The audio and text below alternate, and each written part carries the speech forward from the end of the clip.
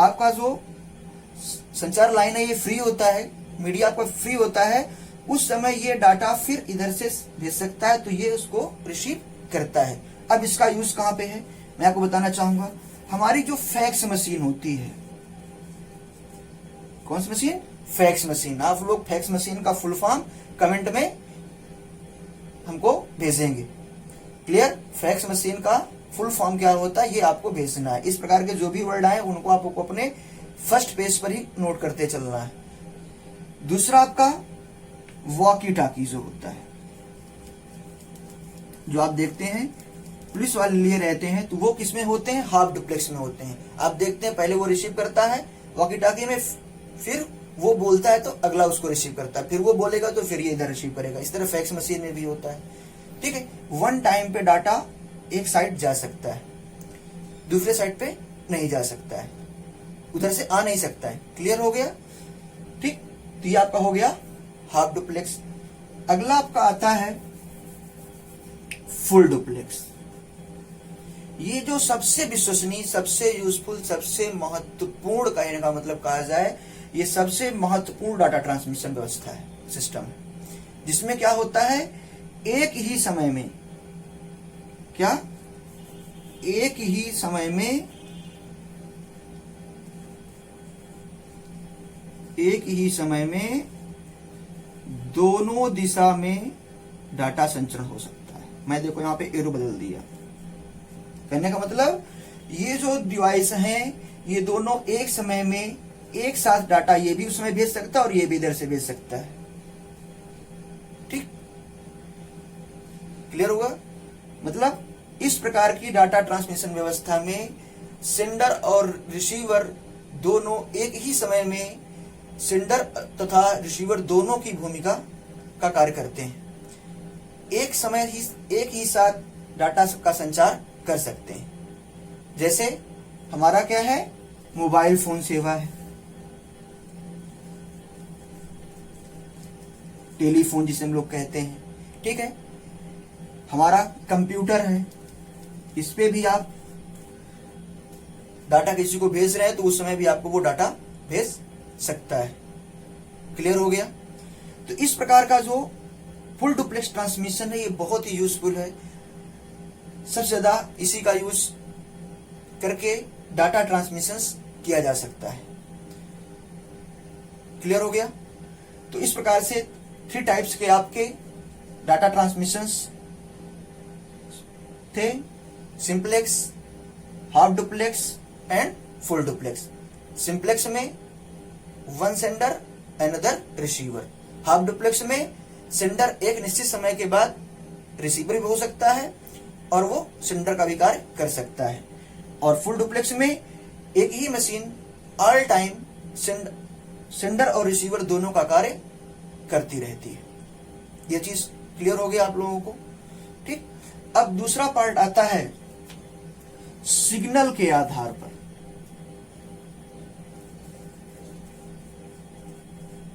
Data संचार signal के आधार पर कितने प्रकार का होता है? तो सिग्नल के आधार पर भी जो डाटा हमारा होता है, वो डाटा ट्रांसमिशन होता है, वो 2 प्रकार का होता है। पहला हमारा होता है डिजिटल ट्रांसमिशन। क्लियर? और दूसरा हमारा होता है एनालॉग ट्रांसमिशन। ठीक, पहला हमारा डिजिटल ट्रांसमिशन और दूसरा हमारा एनालॉग ट्रांसमिशन। ठीक, डिजिटल ट्रांसमिशंस में जो भी डाटा का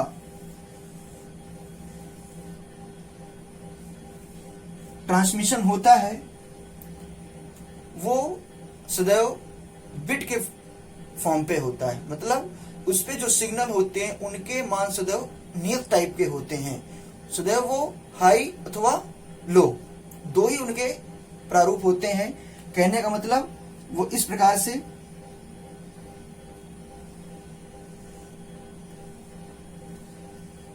ये आप देख रहे हैं, इनका जो एम्पलीट्यूड है वो इक्वल है। तो ये आपका 0, ये आपका 1, ये आपका 0, ये आपका 1। तो इस प्रकार का जो ट्रांसमिशन होता है उसे कहा जाता है डिजिटल ट्रांसमिशन। डिजिटल ट्रांसमिशन की जो विशेषता है, इस पे आपका जो डाटा मिलता है उसका जो कहने का मतलब उसकी जो एम्पलीट्यूड क्षमता होती है वो क्या होती है, सदैव इक्वल होती है, उस पे एरर की संभावना बहुत कम होती है। क्लियर हो गया? तो ये आपके क्या है, ये जो आपके हैं ये डिजिटल सिग्नल हैं, डिजिटल सिग्नल है। और इस प्रकार का जो डिवाइसेस जिसपे ये, जैसे कंप्यूटर टू कंप्यूटर आपने डाटा को ट्रांसमिट किया तो वहां पर फिर डिजिटल सिग्नल ही काम करता है। क्लियर हो गया? और अगला जो आपका है जो एनालॉग है सेकंड, उस पर हमारा जो डाटा ट्रांसमिट होता है वो नियत मान का नहीं होता है, वो ऐसे भी इस टाइप से हो सकता है। तो यहां पर क्या है, ये एनालॉग है। ये क्या होते हैं, कॉन्टिन्यूअस चेंज होते रहते हैं। यहाँ पे सिग्नल का जो मान होता है वो क्या होता है, कॉन्टिन्यूअस चेंज होता रहता है, कभी भी वो निश्चित नहीं होता। जैसे हमारा टेम्परेचर है, ब्लड प्रेशर है, वोल्टेज है, ये क्या है, कॉन्टिन्यूअस चेंज होते रहते हैं। तो इस प्रकार के जो डाटा ट्रांसमिशन होते हैं उन्हें हम लोग कहते हैं एनालॉग ट्रांसमिशंस कहते हैं। और जो नियत मतलब एक निश्चित मान के सिग्नल्स को ट्रांसमिशन करते हैं उन्हें कहा जाता है डिजिटल। ठीक है, क्या कहा जाता है उनको, डिजिटल कहा जाता है। तो सिग्नल के आधार पे डाटा संचार दो प्रकार का होता है, डिजिटल ट्रांसमिशन और एनालॉग ट्रांसमिशन। क्लियर हो गया? तो इतनी चीजें आपको समझ में आ गई। ठीक, नेक्स्ट जो ट्रांसमिशन है वो टेक्निक के आधार पर है। किसके आधार पर है, टेक्निक के आधार पर है। तो इतनी चीजें पहले आपको ये समझ लेना है।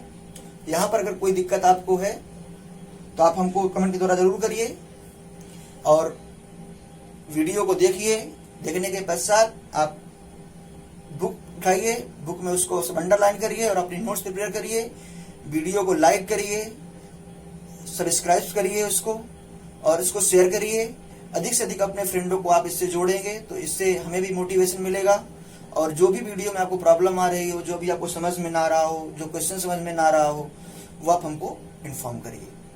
Thank you. Okay.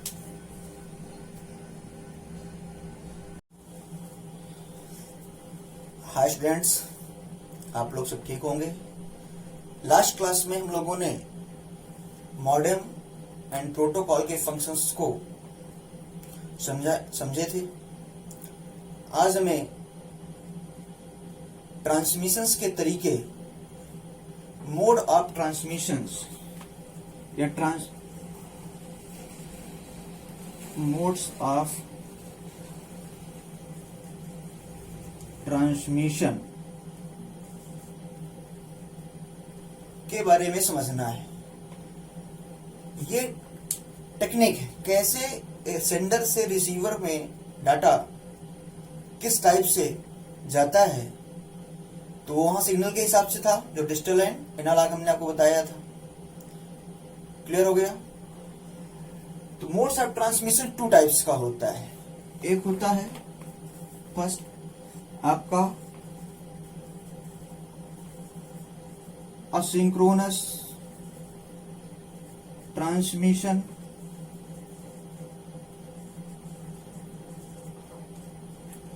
And second होता है आपका सिंक्रोनस ट्रांसमिशन। ठीक, असिंक्रोनस ट्रांसमिशन क्या होता है, पहले को हम लेंगे यहां पे फर्स्ट में असिंक्रोनस ट्रांसमिशन को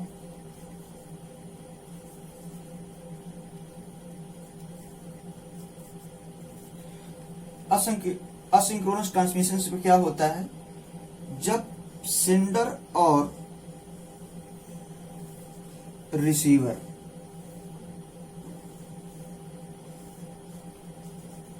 किसी वायर्ड कम्युनिकेशन के माध्यम से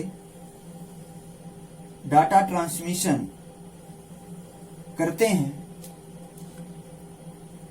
तो डाटा एक एक कैरेक्टर के बिट से जाता है, एक एक कैरेक्टर के रूप में जाता है, सॉरी कैसे जाता है, एक एक कैरेक्टर के रूप में जाता है। और प्रत्येक कैरेक्टर के साथ 2 अतिरिक्त बिट जाता है। जो अतिरिक्त बिट जाता है उसे हम लोग कहते हैं, पहला जो अतिरिक्त बिट होता है, जैसे मान लीजिए यहां पर ये डाटा जा रहा है,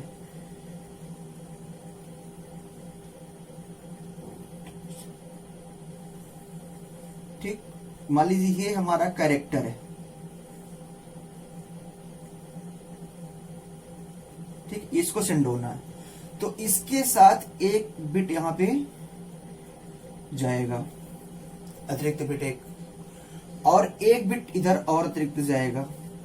इस बिट को कहा जाता है स्टार्ट, और ये जो बिट जा रहा है एक्स्ट्रा इसे कहा जाता है स्टॉप। क्लियर हुआ? तो प्रत्येक वर्ड के साथ, कैरेक्टर के साथ 2 अतिरिक्त बिट का प्रयोग किया जाता है, जो रिसीवर को कैरेक्टर्स के ट्रांसमिट होने की सूचना तथा कैरेक्टर्स के आ जाने की, समाप्त हो जाने की सूचना अवेलेबल कराता है। आपको पता है कि कंप्यूटर्स में प्रत्येक कैरेक्टर को 8 बिट से रिप्रेजेंट किया जाता है। तो जब 8 बिट कैरेक्टर्स के हो गए और 2 बिट एंड स्टोर हो गए तो कितना हो गया, 10 बिट। मतलब एक कैरेक्टर को सेंड करने के लिए 10 बिट का प्रयोग करना पड़ता है। इस पर रिसीवर को ये इंफॉर्मेशन नहीं होती है कि उसको डाटा रिसीव करना हो तब तक, जब तक उसको स्टार्ट बिट प्राप्त नहीं हो जाता। जैसे उसको स्टार्ट बिट प्राप्त होता है तब वो समझ पाता है कि मुझे कोई ना कोई कैरेक्टर क्या करना है, रिसीव करना होता है। तो इसकी जो कहने का मतलब जो ट्रांसमिशन स्पीड है वो क्या होती है, काफी स्लो होती है। क्या होती है, वो काफी स्लो होती है। क्लियर हो गया? तो जितने भी सेंडर से रिसीवर की ओर जितने भी डाटा आपको ट्रांसमिशन करने होंगे, प्रत्येक कैरेक्टर के साथ 2 एक्स्ट्रा बिट साथ में जाएगा। जो पहला एक्स्ट्रा बिट है, जो सबसे कैरेक्टर के आगे लगा होता है, उसे हम लोग स्टार्ट बिट कहते हैं, और जो उस कैरेक्टर के बाद लगा होता है उसे हम लोग स्टॉप बिट कहते हैं। स्टार्ट बिट कैरेक्टर्स को रिसीव करने की इंफॉर्मेशन देता है, और जो स्टॉप बिट होता है वो कैरेक्टर्स के मतलब रिसीव हो जाने की इंफॉर्मेशन देता है। ये होता है आपका असिंक्रोनस ट्रांसमिशन, और ये धीमी गति का ट्रांसमिशन का कार्य करता है। क्लियर हो गया? अगला आता है हमारा सिंक्रोनस ट्रांसमिशन। क्या है? Synchronous transmission. सिंक्रोनस ट्रांसमिशन में कोई भी अतिरिक्त बिट का प्रयोग नहीं किया जाता है। क्लियर हुआ? सेंडर और रिसीवर के मध्य में प्रत्येक कैरेक्टर के साथ यहां पर स्टार्ट बिट का प्रयोग नहीं किया जाता है। यहां पर क्या होता है, इन दोनों डिवाइसों के मध्य में अपना एक क्लॉक सिस्टम होता है। क्या होता है? एक क्लॉक सिस्टम होता है। जब ये सेंडर रिसीवर को कोई डाटा सेंड करना चाहता है, कोई भी इंफॉर्मेशन सेंड करना चाहता है, तो इस टाइम में क्या होता है, ये अपना क्लॉक सिस्टम जनरेट करता है। और यदि वो क्लॉक सिस्टम को रिसीवर रिसीव करता है तो वहां पर फिर कम्युनिकेशन संभव हो पाता है। हम लोग ब्लूटूथ का यूज करते हैं। ब्लूटूथ से जब डाटा भेजना चाहते हैं तो क्या करते हैं, जब तक रिसीवर ब्लूटूथ को एक्सेप्ट नहीं करता है तब तक हमारा डाटा ट्रांसमिट नहीं होता। हम लोग शेयर इट यूज करते हैं। ऐसे हमारे बहुत से छोटे छोटे एप्लीकेशंस होते हैं जो सिंक्रोनस ट्रांसमिशन पर काम करते हैं। तो कहने का मतलब इसमें प्रत्येक कैरेक्टर के साथ क्या होता है, एक क्लॉक सिस्टम चलता है। क्लॉक सिस्टम समझ गए होंगे आप? क्लॉक सिस्टम क्या होता है, जो सेंडर और रिसीवर को के मध्य में होने वाले ट्रांसमिशंस को स्टार्ट होने की परमिशन देता है। जैसे क्लॉक सिस्टम मैच करता है, ट्रांसमिशन स्टार्ट हो जाता है। और ऐसे हमने ब्लूटूथ का कनेक्शन खत्म किया, फिर उसके बाद हमारा ट्रांसमिशन नहीं हो पाता। एक बार हमने कनेक्शन ले लिया तो हमें बार बार कनेक्शन की जरूरत नहीं पड़ती। जितनी बार हम डाटा भेज रहे हैं उतनी बार हमारा एक बार कनेक्शन हो गया तो हम जितना डाटा चाहते हैं एक बार में भेज सकते हैं, जब तक हम उसको डिस्कनेक्ट नहीं करते हैं, या कोई भी, या रिसीवर उसको डिस्कनेक्ट नहीं करता है, या सेंडर उसको डिस्कनेक्ट नहीं करता है, तब तक हमारा सेंडर और रिसीवर के मध्य में डाटा होता है। इस प्रकार का जो ट्रांसमिशन होता है उसे कहा जाता है सिंक्रोनस ट्रांसमिशन। क्या कहा जाता है उसको? Synchronous transmission. तो ये आपके हो गए मोड्स ऑफ ट्रांसमिशन। ठीक है, संचार के तरीके, इसे हिंदी में कहा जाएगा संचार के तरीके। क्लियर, ध्यान रखना। जहां पर मैंने आपको ऑडियो, वीडियो एंड टेक्स्ट पढ़ाया था वो थे डाटा के प्रकार, टाइप्स ऑफ डाटा। फिर मैं आपको पढ़ाया यहाँ पर simplex, duplex, half duplex and full duplex. वो आपके थे डाटा ट्रांसमिशंस के प्रकार। क्लियर हो गया, डायरेक्शन के आधार पर। फिर मैं आपको पढ़ाया डिजिटल एंड एनालॉग ट्रांसमिशन, वो थे आपके सिग्नल्स के आधार पर ट्रांसमिशन। और ये आपकी जो है ये है आपकी तकनीक के आधार पर ट्रांसमिशन। ठीक है, इसे हम लोग कहते हैं संचार के तरीके, मोड ऑफ ट्रांसमिशन, जिसमें आपको पढ़ना होता है synchronous and asynchronous transmission. Clear हो गया। नेक्स्ट जो आता है सिंक्रोनस ट्रांसमिशन के अंतर्गत ही दो प्रकार के ट्रांसमिशन और होते हैं, हम उनको भी थोड़ा यहाँ पे देख लेंगे। पहला होता है आपका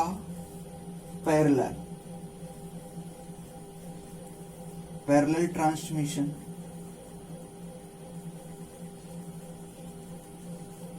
और सेकंड होता है हमारा सीरियल ट्रांसमिशन। ठीक, parallel transmission and serial transmission, इसे कहते हैं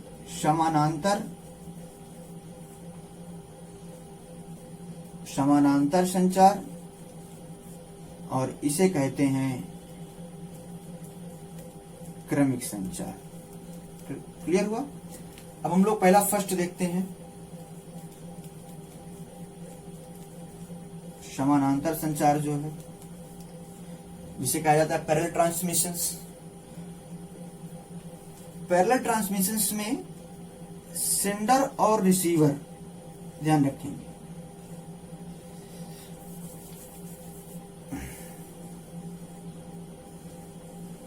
में सेंडर और रिसीवर के मध्य में जो डाटा ट्रांसमिशन होता है वह ग्रुप डाटा के रूप में होता है। मीन्स सेंडर और रिसीवर अनेक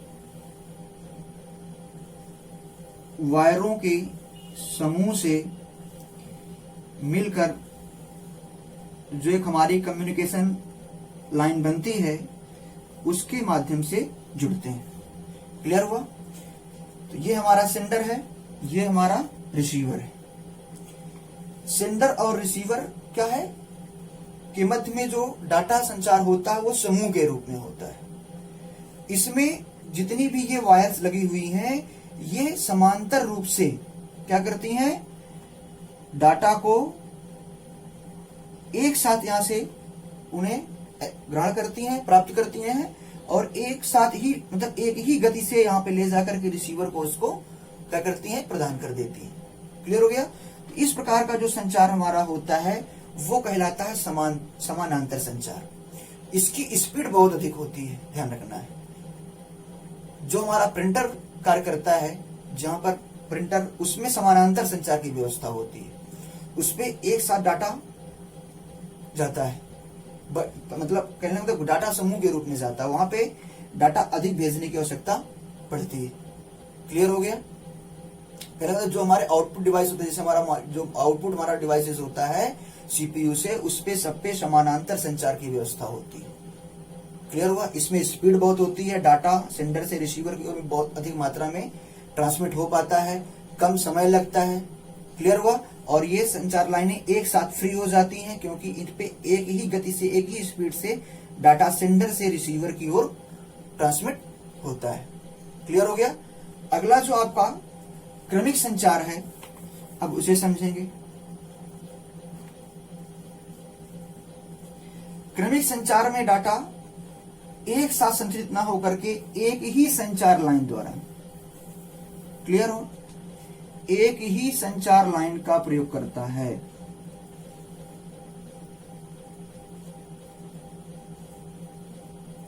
ठीक, सेंडर और रिसीवर एक ही संचार लाइन का प्रयोग करता है जिसमें वो डाटा को श्रेणी क्रम में क्या करता है, एक ही संचार लाइन का प्रयोग करके डाटा को सीरियल से ऐसे भेजता रहता है। ठीक है, एक एक कैरेक्टर का सीरियल बन करके वो इस संचार लाइन द्वारा रिसीवर तक पहुंचता है। तो इसकी स्पीड क्या हो गई, बहुत स्लो हो जाती है। तो जो हमारे इनपुट डिवाइसेस होते हैं वो सब क्रमिक संचार पर काम करते हैं। जैसे कीबोर्ड, माउस है, तो उसमें से आप एक एक कैरेक्टर्स का ही डाटा सेंड कर पाते हैं, मतलब एक ही उस पे आपका जो इवेंट होता है वो एक बार में रिसीवर तक पहुंच पाता है। तो इसकी स्पीड क्या होती है, काफी स्लो होती है। क्लियर हो गया। और यह सेंडर से रिसीवर की ओर डाटा को श्रेणी क्रम में एक ही संचार लाइन का प्रयोग करते हुए डाटा को ट्रांसमिट करता है, जबकि पैरेलल ट्रांसमिशंस में डाटा ग्रुप के रूप में अनेकों संचार लाइन का प्रयोग करते हुए डाटा को ट्रांसमिट करता है। तो अगर आप फिगर्स को याद रखेंगे तो आपको डिफिनीशंस लिखने में बहुत ज्यादा कोई दिक्कत नहीं आने वाली है। क्लियर हुआ। मैं आपसे पहले बता चुका हूं कि आप कोई एक रेफरेंस बुक किसी भी पब्लिकेशन की आप ले लीजिए और वीडियो को देखने के पश्चात उसमें आप अंडरलाइन करिए और उन सेंटेंसेस को क्या करिए, फिर जो आपको मैं बता रहा हूँ सेंटेंसेस को अपनी नोटबुक में लाइए। इस तरह से अगर आप नोटबुक बनाते हैं तो आपको कंप्यूटर सब्जेक्ट लर्न करने की आवश्यकता नहीं पड़ेगी। आप बहुत ही आसानी से उसको क्योंकि सेल्फ नोट्स रहेगी तो आपको बहुत ही आसानी से समझ में भी आएगी और आपको जो भी उसमें से देखना, जो भी समझना, वो हमारे वीडियो के माध्यम से आप उसको समझ सकते हैं। आप कोई भी बुक ले लीजिए, 10th क्लास की कोई भी बुक आप ले लीजिए, किसी एप्लीकेशन की कोई बुक हमारा रिकमेंडेशन नहीं है। क्लियर हो गया ये। तो क्रमिक ट्रांसमिशन एंड आपका पैरेलल ट्रांसमिशन। अब हमारे कुछ इस पर और भी डिवाइसेस प्रयोग किए जाते हैं जिसकी चर्चा हम इस पे करने जा रहे हैं। ध्यान रखना बहुत इंपॉर्टेंट है और एग्जाम पे कई बार क्वेश्चन आ चुका है बोर्ड एग्जाम पे। एक डिवाइस इस पे होता है जिसे हम लोग कहते हैं मल्टीप्लेक्सर। क्या कहते हैं, मल्टीप्लेक्सर, एज ए मल्टीप्लेक्स जिसे कह सकते हैं। तो ये क्या है, एक डिवाइस है। इसका वर्क क्या होता है, इसका वर्क होता है कि ये अनेक ट्रांसमीटर या सेंडर कहा जाए। जैसे हमने सेंडर ही मान लीजिए, हमारे पास 3 सेंडर है, ठीक है। तो यहां पर अगर हम मल्टीप्लेक्सर डिवाइस लगा देते हैं तो ये सभी का डाटा लेकर के उनको एक ही संचार लाइन के माध्यम से क्या करेगा, ये हमारा मल्टीप्लेक्सर है। ठीक, ये क्या है, हमारा मल्टीप्लेक्सर डिवाइस है। ये क्या करेगा, अनेक ट्रांसमीटर डिवाइस का, सेंडर डिवाइस का डाटा प्राप्त करके उसको एक ही संचार लाइन द्वारा इस प्रकार से उसको व्यवस्थित कर देता है कि वो उसी स्पीड से रिसीवर की ओर पहुंच जाती है। क्लियर हुआ। मतलब इधर भी फिर एक मल्टीप्लेक्सर लगा होता है, थोड़ा इसको समझेंगे अभी। और पुनः वो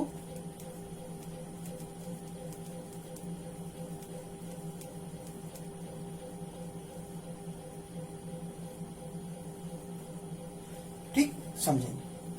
या सेंडर डिवाइस है या रिसीवर डिवाइस, इस पे अलग अलग प्रकार के डाटा होंगे। तो जो मल्टीप्लेक्सर डिवाइस होता है उसको समझना करता क्या है, वो अनेक सेंडर डिवाइसेस से डाटा को प्राप्त करता है, उनको एक ही संचार लाइन के माध्यम से। ये जो ये हमारी जो वायर्ड है, वायर के मत क्या करता है, इस वायर को इस प्रकार से ये यूज करता है ये डिवाइस कि प्रत्येक का डाटा एक समान गति से क्या होता रहता है, रिसीवर की ओर ट्रांसफर होता रहता है। तो इस पे क्या होता है, हम लोग एक सेंडर साइड भी मल्टीप्लेक्सर लगाते हैं और एक रिसीवर साइड भी मल्टीप्लेक्सर लगाते हैं, क्योंकि तो अनेक हमारे रिसीवर भी हो सकते हैं और अनेक हमारे सेंडर भी हो सकते हैं। तो ये मल्टीप्लेक्सर क्या करता है, जितने भी सेंडर हैं उन सबका डाटा अपने पास कलेक्ट करता है, फिर क्या करता है वो इस वायर को इस प्रकार से उसको डिवाइड करता है कि वो सभी सेंडर के लिए रिजर्व के रूप से प्रकार से वर्क करे। फिर वो यहाँ से डाटा को भेजता है। फिर यहाँ जो लगा हुआ मल्टीप्लेक्सर होता है वो क्या करता है, जो अनेक प्रकार के डाटा अनेक सेंडर से भेजे गए हैं उनको फिर से क्या करता है, वहां पे वो उसको डिस्ट्रीब्यूट करता है, मतलब उसको अलग अलग करता है और उसको फिर क्या करता है, जिस रिसीवर डिवाइस में जिसको पहुंचना चाहिए उसके लिए क्या करता है, उसको वो फिर से ट्रांसमिट कर देता है। तो मल्टीप्लेक्सर समझ में आ गया। मल्टीप्लेक्सर एक ऐसा डिवाइस है जो अनेक सेंडर डिवाइसेस से प्राप्त डाटा को एक ही संचार लाइन द्वारा ट्रांसमिट करने की सुविधा प्रदान करता है। तो यह जो क्रिया होती है ठीक है, जो अनेक सेंडर्स डाटा को कलेक्ट करके उसको एक संचार लाइन पे जो लाने की क्रिया होती है, यही कहलाता है मल्टीप्लेक्सिंग। क्या कहलाता है? यही कहलाता है मल्टीप्लेक्सिंग। तब अनेक ट्रांसमीटर डिवाइस के डाटा को कलेक्ट करके एक संचार लाइन द्वारा भेजना, ट्रांसमिट करने की जो क्रिया होती है वो कहलाता है मल्टीप्लेक्सिंग कहलाता है। क्लियर हो गया? तो 3 प्रकार का मल्टीप्लेक्सिंग होता है। एक हमारा होता है टाइम डिवीजन,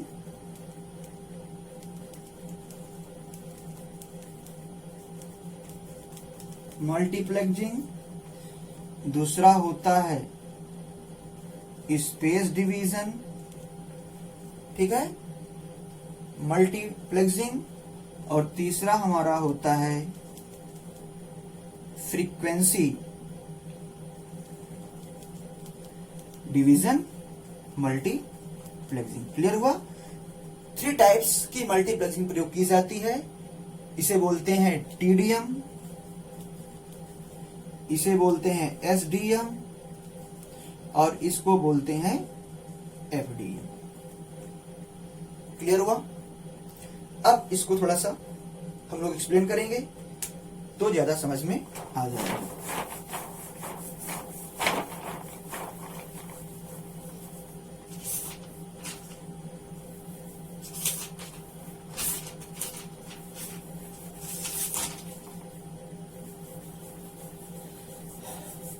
ठीक, तो जो पहला आपका है टीडीएम,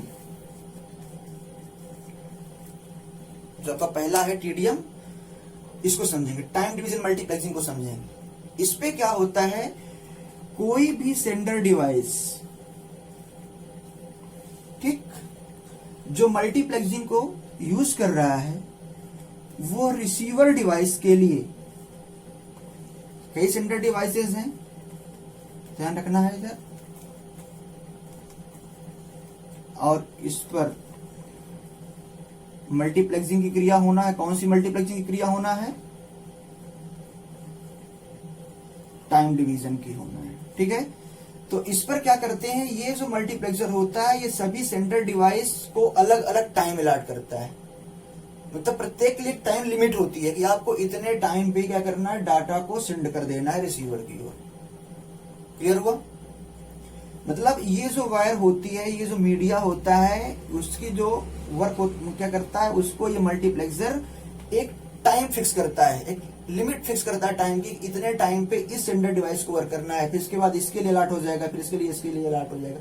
इस तरह जितने भी डिवाइसेस होते हैं उस वायर को एक टाइम के लिए वही यूज करते हैं। उस टाइम पे कोई दूसरा सेंडर डिवाइस उसको यूज नहीं करता है। हाँ, एक बात है, यदि वो उस समय वो फ्री है तो वो ऑटोमेटिक नेक्स्ट डिवाइस को क्या हो जाती है, सेंडर डिवाइस को जो है ट्रांसफर हो जाती है, और उस समय वो सेंडर डिवाइस उसका यूज करता है। किंतु सबके लिए क्या है, टाइम होता है, वो रूट होता है, वो मतलब रूटीन होता है, साइकिल होता है, उस तरह से वो क्या होता है, प्रत्येक सेंडर डिवाइस के लिए यह वर्क होता रहता है। मतलब ये वायर जो है, ये जो मीडिया है सेंडर और रिसीवर के मध्य में लगा हुआ है, मल्टीप्लेक्सर क्या करता है, उसके लिए टाइम देता है। इसे कहा गया टाइम डिवीजन, मतलब टाइम को क्या कर दिया गया, डिवीज कर दिया गया। ऐसा मल्टीप्लेक्सिंग क्रिया जिसमें टाइम के हिसाब से प्रत्येक सेंडर को अलग अलग टाइम पे वो वायर अवेलेबल होती है जिससे वो डाटा ट्रांसमिशन करना चाहते हैं। क्लियर हो गया? अगला आता है स्पेस डिवीजन, जिसे हम लोग कहते हैं एसडीएम। एसडीएम का क्या वर्क होता है, कैसे ये कैसे इस पे काम करता है? इस प्रकार की जब टेक्निक यूज की जाती है, स्पेस डिवीजन की टेक्निक की जाती है, इस पे क्या होता है, इस वायर को मतलब इस वायर को प्रत्येक सेंडर डिवाइस के हिसाब से डिवाइड कर दिया जाता है। मतलब उसका स्पेस इसमें डिवाइड रहता है, इसे कहा जाता है स्पेस डिवीजन। स्पेस डिवीजन समझ में आया? मतलब इसी वायर को प्रत्येक सेंडर डिवाइस के लिए क्या किया जाता है, उसका डिस्ट्रीब्यूशन कर दिया जाता है, और इसे कहा जाता है नैरो बैंड लाइन। अभी मैं आगे बताऊंगा नैरो बैंड लाइन क्या होता है। मतलब प्रत्येक के लिए कोई ना कोई वायर यहाँ पे, क्योंकि इसमें कई वायर का समूह भी होता है, ऐसा नहीं कि केवल एक ही सिंगल वायर होती है, उसमें कई वायर को मिला करके मोटी वायर, मतलब एक कई वायर बनाई जाती है, यूजफुल वायर जिसकी क्षमता बहुत अधिक होती है। उसमें क्या होता है, प्रत्येक के लिए एक स्पेस अलॉट रहता है, इसलिए कहा गया इसको स्पेस डिवीजन मल्टीप्लेक्सिंग कहा गया। क्लियर हो गया? थर्ड हमारा आता है फ्रीक्वेंसी डिवीजन मल्टीप्लेक्सिंग। तो फ्रीक्वेंसी डिवीजन मतलब क्या है, इसमें जो सिग्नल्स होते हैं उनकी तीव्रता के आधार पर, जो सिग्नल्स होते हैं उनकी तीव्रता के आधार पर मल्टीप्लेक्सर क्या करता है, इस वायर का यूज करता है। ठीक है, तो इसे कहा गया है फ्रीक्वेंसी डिवीजन मल्टीप्लेक्सिंग। क्लियर हो गया। तो 3 प्रकार की ये मल्टीप्लेक्सिंग होती है, और ये मल्टीप्लेक्सिंग क्रिया को जिस डिवाइस द्वारा किया जाता है उसे मल्टीप्लेक्सर कहते हैं। क्लियर हो गया। अगला हमारा आता है, इसमें एक और हमारा डिवाइस यूज होता है जिसे कहते हैं डाटा कंसेंट्रेटर। क्या कहेंगे, डाटा कंसेंट्रेटर।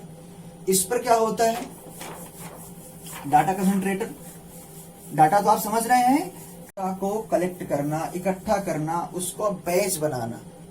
क्या करना, उसका बैच बनाना, उसका पैकेट रेडी करना, मतलब उनको कलेक्ट कर देना एक स्थान पे, उसे कहते हैं कंसेंट्रेटर कहते हैं, केंद्रित कर देना। ठीक है, तो इस पर क्या होता है, इस प्रकार ये जो डिवाइस होता है इसका वर्क होता है, यदि हमारा जो सेंडर डिवाइस है और दूसरा हमारा रिसीवर डिवाइस, ठीक, कभी कभी क्या होते हैं, इन दोनों डिवाइसों के मध्य में क्या होता है, एक की स्पीड अधिक होती है और दूसरे की स्पीड क्या होती है, कम होती है। मतलब क्या है कि सेंडर अधिक तेज गति से डाटा को ट्रांसमिट कर सकता है, जबकि रिसीवर उसको उस स्पीड से एक्सेप्ट नहीं कर सकता, उसको रिसीव नहीं कर सकता है। या सेंडर की स्पीड कम है डाटा ट्रांसमिट करने की और रिसीवर की स्पीड क्या है, अधिक है। तो उस समय क्या होता है कि इनके बीच में जो आपकी कम्युनिकेशन लाइन यूज की जा रही होती है वो बहुत टाइम तक फ्री रहती है, उसका यूज नहीं हो पाता है।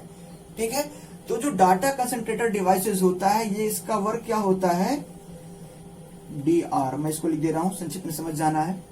इसका वर्क क्या होता है, ये जिधर भी मतलब सेंडर डिवाइस की तरफ भी लगाया जाता है इसको सामान्यतः, इसका वर्क क्या होता है कि ये जो सेंडर डिवाइसेस हैं उनके डाटा को लेकर के पहले कलेक्ट करता है, जितनी इसकी क्षमता है, मतलब ये वायर की जितनी क्षमता है, जितने केबी, जितने एमबी ले जाने के लिए, उतने डाटा क्या करता है, जितने भी सेंडर डिवाइसेस होते हैं उनसे सबसे कलेक्ट करता रहता है, अलग अलग सब सेंडर डिवाइसेस से।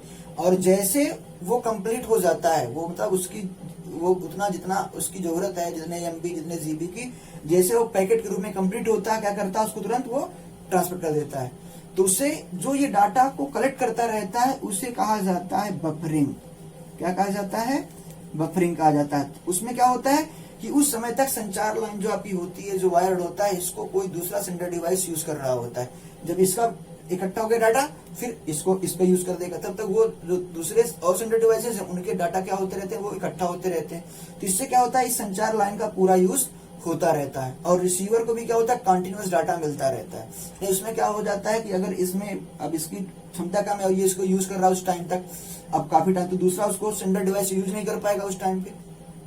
ठीक है, तो ये क्या करता है, ये डिवाइस प्रत्येक सेंडर डिवाइस के लिए अलग अलग डाटा बफरिंग करता है, और जैसे डाटा का कलेक्शन हो जाता है उस वायर के जो है कैपेसिटी के बराबर, तो क्या करता है, फिर उसको वो सेंड कर देता है और रिसीवर क्या करता है, उसको एक्सेप्ट कर लेता है। क्योंकि रिसीवर की जो है स्पीड है वो बहुत ज्यादा है, सेंडर की स्पीड कम थी, तो उस समय क्या होता था कि फिर ये संचार लाइन जो हमारी हुआ करती थी, जो कम्युनिकेशन लाइन हुआ करती थी, ये बहुत ही मतलब बहुत कम यूज हो पाती थी, इसका हम लोग कंप्लीट यूज नहीं कर पा रहे थे।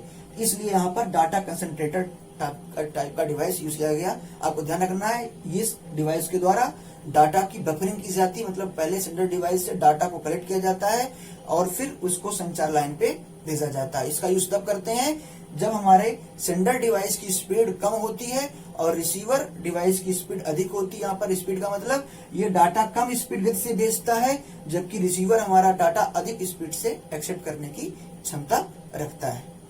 क्लियर हो गया, इतनी चीजें आपको क्लियर हो गई होगी। अब अभी इसमें हमारा केवल एक टॉपिक जो है और बच रहा है, हम लोग उसकी भी चर्चा अभी कर ले रहे हैं, जिससे ये कंप्लीट हो जाए चैप्टर। आज से ये हमारा चैप्टर शायद कंप्लीट हो जाएगा, इसको आपको ध्यान पे रखना है। ठीक है, इसमें कभी कभी एक क्वेश्चन और आ जाता है कुछ, क्योंकि इसमें कुछ टॉपिक और टेक्नोलॉजी इसकी होती है वो यूज होती रहती है, तो उसको समझना है कि कौन कौन सी टर्मिनोलॉजी, जैसे भी मैंने यूज किया था, नैरो बैंड लाइन यूज कर लिया था, ब्रॉड बैंड लाइन यूज कर लिया था,